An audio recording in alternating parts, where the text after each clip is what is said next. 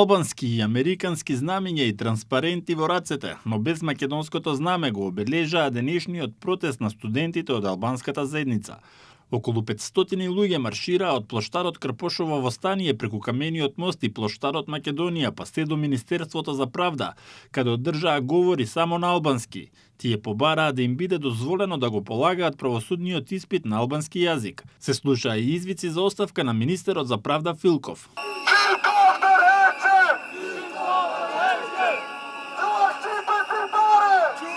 Од пред правда еден од студентите даде изјава на македонски јазик во која ги повтори барањата на колегите. Нашата барање за правосуден испит да биде на албанскиот јазик, да се почитува законите и уставот на Република Северна Македонија, да не се зголемува протестите. Бараме од министерот да се рефлектира и да го почитува законите и уставот на Република Северна Македонија. Државен јазик е македонскиот јазик и сите јазици што е 20%, тука е и албанскиот јазик. Протестот доаѓа по јавното обраќање на Али Ахмети кој предупреди дека секое навлегување во прашањето на јазикот може да ја доведе во прашање стабилноста на државата.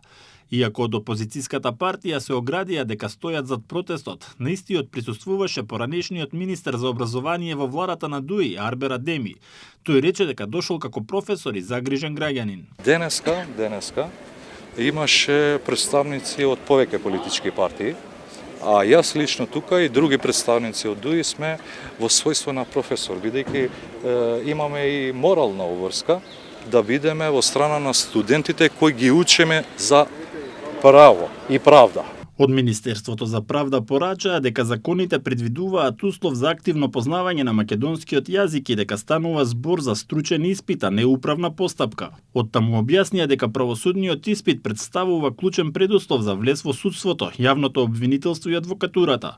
Премиерот Мицкоски претходно повика на изнаоѓање решение и побара протестите да не се инструментализираат, објаснувајќи дека зад нив стои една политичка опозициона партија. Тој потсети дека законот за употреба на јазиците донесен од претходната влада е оспорен пред Уставниот суд, особено делот што се однесува на правосудството. Премиерот посочи дека за тој закон постои негативно мислење од Венецијанската комисија, која препорачува напуштање на двојазичноста во правосудството поради предизвиците поврзани со владењето на правото.